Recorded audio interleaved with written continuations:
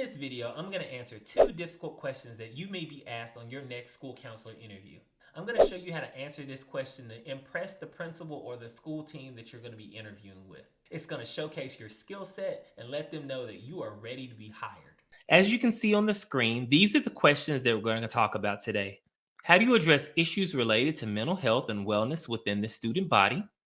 And please provide an example of a time where you had a difficult student, parent, or teacher and had to create a solution and resolve it. What steps did you take? So I'm going to answer both these questions using the STAR method. In my previous role as a school counselor, I encountered a situation where a teacher, let's call her Mrs. Smith, was having difficulty managing a student, let's call him Alex, in her classroom. Alex was frequently disruptive, disrespectful, and struggled to engage with the lessons. Here I'm explaining the situation in detail, clearly laying out what's going on and the foundation of this question, letting them know that there was a problem that I've dealt with when it comes to a student and a teacher. And when I go to the other steps of STAR, I'm going to explain how I addressed it. My task was to find a solution that would support both the teacher and the student, ensuring a positive learning environment for everyone involved. This is a simple task that you're going to explain. So this is when you talk about the mission, the vision, or what your project or what your task or goal was. This is where you spend the majority of the time where you talk about the action. The action. First, I scheduled a meeting with Ms. Smith to gain a better understanding of the specific challenges she was facing with Alex. I also met with Alex individually to discuss his behavior and identify any underlying issues contributing to his difficulties in the classroom. Through these conversations, I learned that Alex was experiencing personal challenges at home, which were impacting his behavior at school. Next, I collaborated with Ms. Smith to develop personalized behavior goals for Alex that included clear expectations, positive reinforcement strategies, and regular check ins.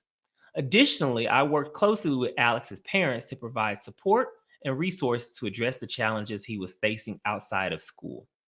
Take a moment and let's reflect on this. Using the STAR method, I also want you to remember that the action portion is the portion you should spend the majority of your time. So, this is where you talk about all the steps that you took in order to address this problem. Use transition words like I have here, like first, second, or next. Be sure you are clearly outlining how you address the issue. In this particular case, I talked about how I met with Alex, how we identified goals for him, how I met with the teacher, I reviewed her expectations, and so forth. This is clearly outlining everything that you want to accomplish and say when you're asked that question. And now let's talk about the results. As a result of our collaborative efforts, we saw significant improvements in Alex's behavior and academic performance over time.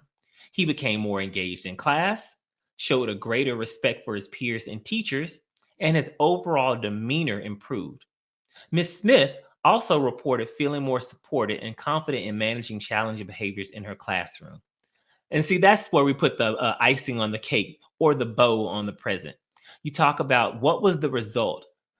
In this case, Alex's behavior improved. His teacher felt more confident and comfortable helping him.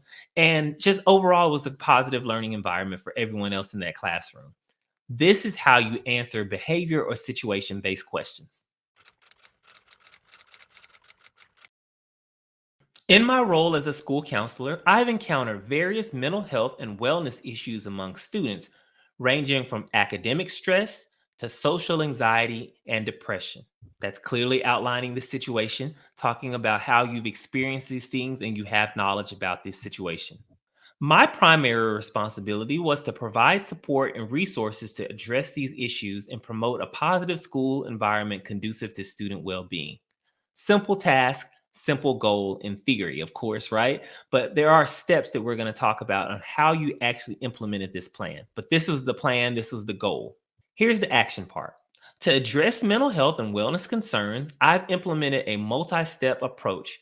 This includes conducting one on one counseling sessions with students to provide personalized support, facilitating group counseling sessions to foster peer support networks, collaborating with teachers and administrators to identify at risk students, and organizing workshops, presentations, and assemblies to raise awareness about mental health and teach coping strategies.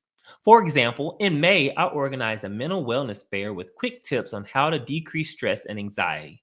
This was an after school event for students, staff, and families. You see, in this action part, I talked about what specific steps, the one on one sessions, the mental health fair, the group counseling sessions, all these strategies to address the problem. And as a result of these efforts, I witnessed positive outcomes within our school. For example, I've observed an increase in students utilizing coping strategies I taught them, a decrease in disciplinary incidents related to emotional distress, and improved academic performance among students who have received counseling and support. Additionally, feedback from students, parents, and staff has been overwhelmingly positive, indicating that our initiatives are making a meaningful impact on student well being. As a result, you talk about who was impacted, the students' well being overall on that campus increased, mental health support resources were provided. And there was just a change in the overall culture and climate of that school based on the specific actions that I took to support mental wellness. Comment interview if you would like to see me answer more difficult school counseling interview questions. Feel free to write these down or screenshot this video so that you can go back and look at these answers. Now keep in mind, when you go on interviews, don't simply just copy what I say. Look at the framework of how I'm setting this up so that you can be prepared and kind of use your own experience and reword it. When you go on interviews, it's best practice to already come prepared with some scenarios that you've encountered during your internship, your practicum, your career in education, or even your grad school experience.